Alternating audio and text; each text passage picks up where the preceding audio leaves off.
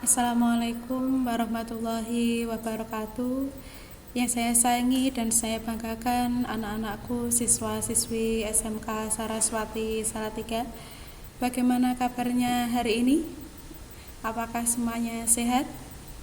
Semoga senantiasa dalam kesehatan, dalam perlindungan Allah Subhanahu wa Ta'ala. Puji syukur alhamdulillah pada kesempatan kali ini kita dapat berjumpa kembali dalam pembelajaran daring pendidikan agama Islam dan budi pekerti SMK Saraswati Salatiga. Sebelum kita mulai pelajaran pada pagi hari ini, marilah kita awali terlebih dahulu dengan menundukkan kepala sejenak agar pembelajaran yang kita lakukan nantinya bermanfaat dan barokah untuk kita semua. Menundukkan kepala untuk berdoa dipersilahkan.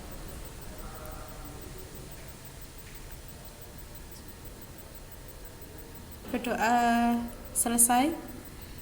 Ya, pada kesempatan kali ini kita masuk di pembelajaran. Pada minggu lalu kita sudah pembukaan dengan perkenalan dan juga kesepakatan pembelajaran daring. Maka dari itu saya mulai untuk pembelajaran daring pada saat ini.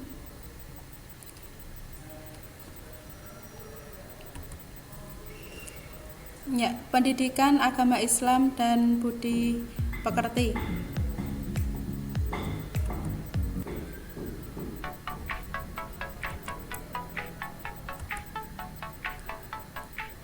Kelas 11 semester 1 bersama saya Nurul Inayah. Ya, adapun inilah acuan buku yang kita gunakan. Untuk yang pertama yaitu ada kompetensi dasar atau KD. KD yang pertama yaitu terbiasa membaca Al-Quran dengan meyakini bahwa taat pada aturan, kompetensi dalam kebaikan, dan etos kerja sebagai perintah agama. Indikator pencapaian kompetensi atau IPK: membaca Quran Surat Al-Ma'idah Surat ke-5 ayat 48, membaca Quran Surat An-Nisa Surat ke-4 ayat 59, dan Quran Surat At-Taubah Surat ke-9 ayat 105 sesuai dengan kaidah tajwid yang benar. Menghafal Quran Surah Al-Ma'idah Surat ke-5 ayat 48, Quran Surat An-Nisa Surat ke-4 ayat 59, dan Quran Surat At-Taubah Surat ke-9 ayat 105 sesuai dengan kaidah tajwid. Menjelaskan isi kandungan Quran Surat Al-Ma'idah Surat ke-5 ayat 48 dan Quran Surat An-Nisa Surat ke-4 ayat 59 dan Quran Surat At-Taubah Surat ke-9 ayat 105. Ya, untuk ayat-ayat tersebut berkaitan dengan perilaku taat pada aturan, berkompetisi dalam kebaikan, dan etos kerja. Untuk yang pertama yaitu akan saya tayangkan untuk ayat-ayat Al-Quran dan hadis tentang perilaku taat pada aturan, tanggung jawab, berkompetisi dalam kebaikan, dan etos kerja. Yang kedua, isi kandungan ayat Al-Quran tentang perilaku taat pada aturan, tanggung jawab, berkompetisi dalam kebaikan, dan etos kerja. Adapun ayat-ayat Al-Quran yang pertama yaitu Surat An-Nisa ayat 59 tentang perilaku taat pada aturan. Ya.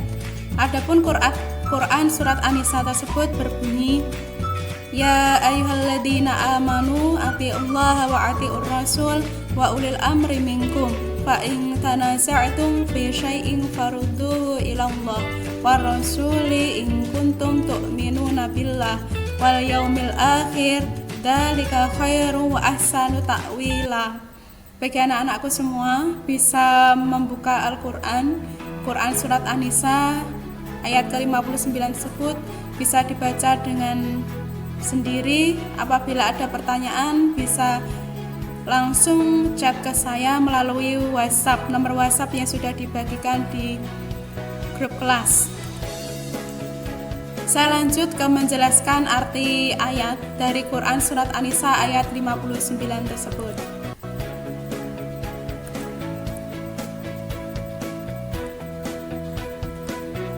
Ya. Hai orang-orang yang beriman, taatilah Allah dan taatilah Rasul-Nya dan ulil amri di antara kamu. Kemudian jika kamu berlainan pendapat tentang sesuatu, maka kembalikanlah ia kepada Allah atau kepada Al-Quran dan Rasul atau sunnahnya.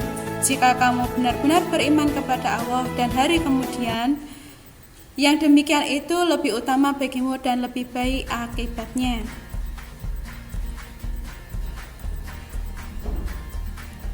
Yang berikutnya menjelaskan isi kandungan pada Quran Surat An-Nisa ayat ke-59. Kandungan Surat An-Nisa ayat 59. Yang pertama, setiap orang yang beriman harus taat kepada Allah dan Rasul-Nya. Jadi kalau kita orang muslim yang beriman, iman artinya percaya, kita yakin bahwa Allah adalah zat yang patut kita sembah, maka sudah seharusnya kita taat kepada Allah dan Rasul-Nya. Rasul itu manusia pilihan Allah yang mana beliau mendapatkan firman Allah untuk dirinya sendiri dan juga orang lain. Yang kedua, kepada pemimpin kita juga harus taat jika pemimpin itu benar berdasarkan Al-Quran dan hadis. Namun jika pemimpin itu tidak berdasarkan Al-Quran dan hadis, kita boleh tidak mentaatinya. Semisal pemimpin kita mengajak kita untuk korupsi ya, misal ya dalam suatu lembaga, maka sebagai orang yang beriman sudah